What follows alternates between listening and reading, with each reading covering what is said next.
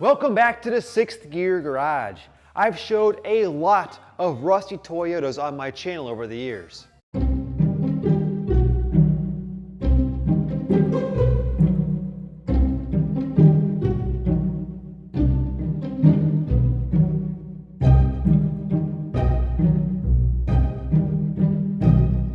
But this is my rust-free 1994 Toyota Land Cruiser imported from Japan, where they don't use road salt.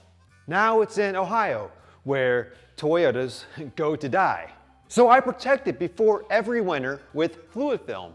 And no, this video is not sponsored by Fluid Film. I purchased all these products through Amazon, and I'll put links for you in the description.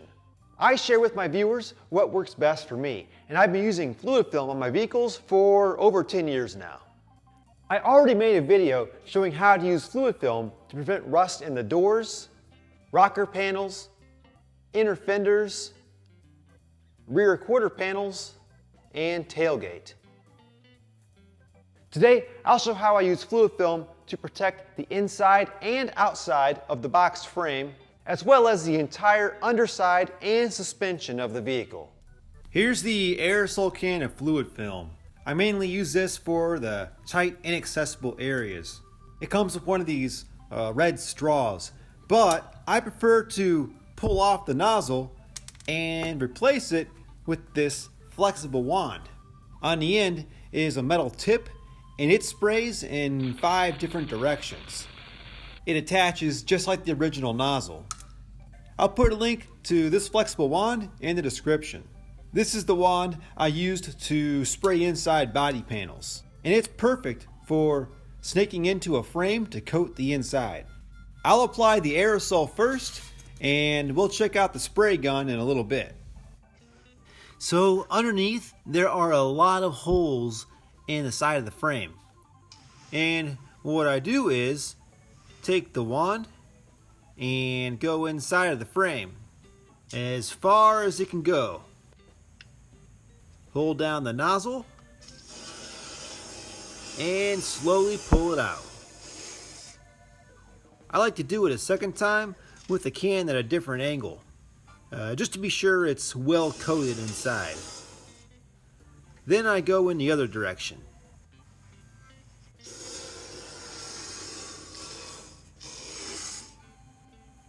And once more. And I do that in all the frame holes. Whoa, that one got away from me. And I do this to all the holes on the frame, cross member, body mount brackets, anything with a hole. But I also spray inside the holes with the spray gun, so let's go take a look at that. This is for bed liner and undercoating, so it works great for the thick fluid film. I'll put a link for this in the description. I think it was about 65 bucks. And it pays for itself because the gallon of fluid film is so much cheaper than buying aerosol cans. I opened this can last year to undercoat the Land Cruiser, and there you can see I used about 1/3 of the gallon. Here you can see how thick it is. A real nice viscosity for the underside of a vehicle.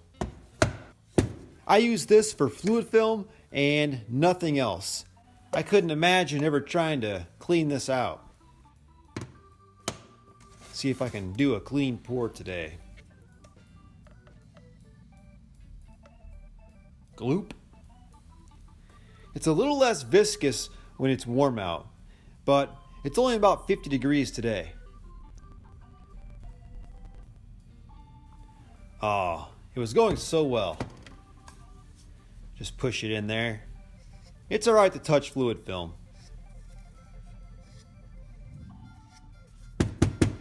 Give it some taps to get the product all the way to the bottom. I can turn the tip out for a heavy flow, or in if I want more of a mist. And this inner collar here locks the position of the tip. So once I find a spray pattern I like, it won't change if I accidentally bump the tip on the frame. I'll turn it in and start with the mist. I definitely want to wear a respirator so I don't breathe this stuff in. At first, I had the tip almost all the way closed so it's spraying a fine mist. I opened it a tiny bit to get more flow, but still on the mist side. And then I spray in the crossmember holes for a few seconds to spread the mist throughout the inside. And if mist comes out from other areas of the crossmember, that's alright because it's coating the inside surface on its way through and out.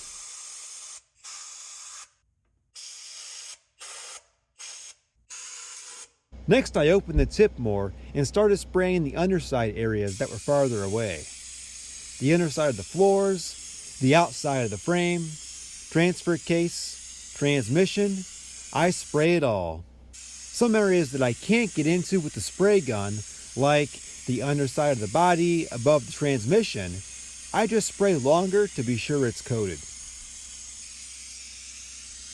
At 55 miles per hour, salt spray gets everywhere, so cover every nook and cranny with the fluid film.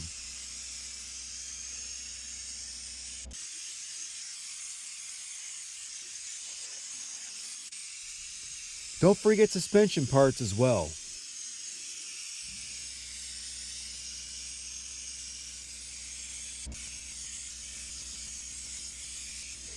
I spray the steering components too. Tie rods, linkage, knuckles, arms. The dust shield protects the disc brakes from overspray. I coat the solid axle and radius arms as well. The underside of the running boards collect salt as well, so I give them a heavy coating to help prevent all the brackets and hardware from rusting.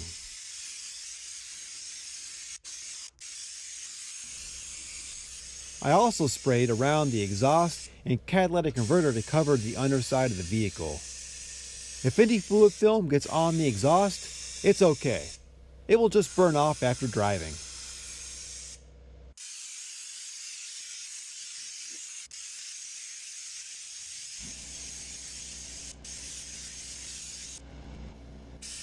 The front support is a common area for rust, so I cover that well.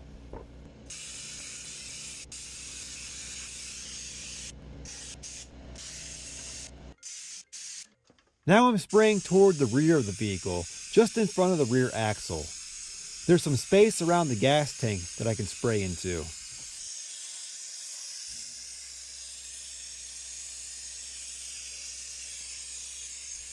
Anytime two body panels meet with a spot weld or seam sealer is an opportunity for rust, so I coat these areas well. I've never had an issue with fluid film causing rubber bushings to degrade or expand.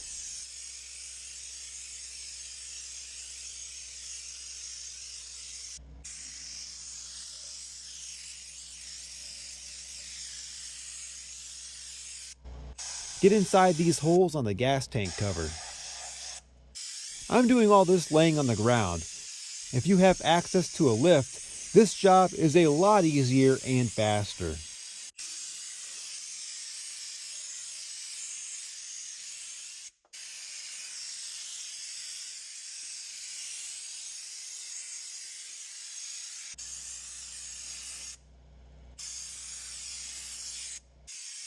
Now I'm at the back of the vehicle, coating the rear axle and rear suspension.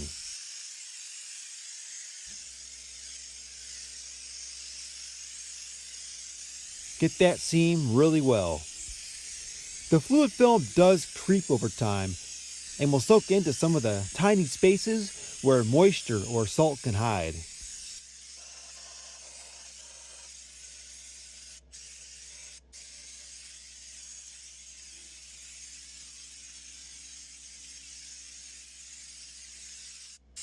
You can see a small spot on the sway bar where the paint is chipped, exposing bare metal and some surface rust started. I keep a coat of fluid film on that. There's a lot more places for salt to collect on a full frame truck or SUV than a unibody car or crossover. I made a video a while back showing how to protect a car with fluid film, and I'll put a link to that in the description. Again, no biggie if I spray the exhaust because it will just burn off. There's so many spot welded seams back here, and the rear of the vehicle sees salt spray from the front tires as well as the rear tires, so don't be afraid to go heavy. The fluid film doesn't drip like oil. It's really excellent at going on heavy if you want to apply it thick. If you do have any oil leaks, like a rear main seal or a transmission leak, the fluid film doesn't stay in place as well on top of those and will sort of mix with them, which makes the fluid film less viscous and more likely to drip. So you might notice a few more oil drips than usual coming from those areas after applying fluid film. I'm spraying wires and that factory trailer harness because fluid film won't hurt them. In the How to Prevent Rust on Vehicle Body video, where I show where to spray in the engine bay, I also spray the battery terminals to prevent those from corroding. I've seen a lot of rusty trailer hitches here in Ohio, so I give this one a good coat before every winter to keep it looking good. The only downside to applying fluid film is when you have to wrench on your vehicle, because everything feels greasy and any dirt that accumulates on the fluid film will end up on your hands. So do any under vehicle repairs before applying fluid film. Depending on the thickness of the application, fluid film will last 6 months on average, which is perfect for getting a daily driver through winter. If you drive more often in wet conditions, then maybe a little less than 6 months. Fluid film washes off easier after it has just been applied, so don't wait until a few days before it's going to snow to get your vehicle done.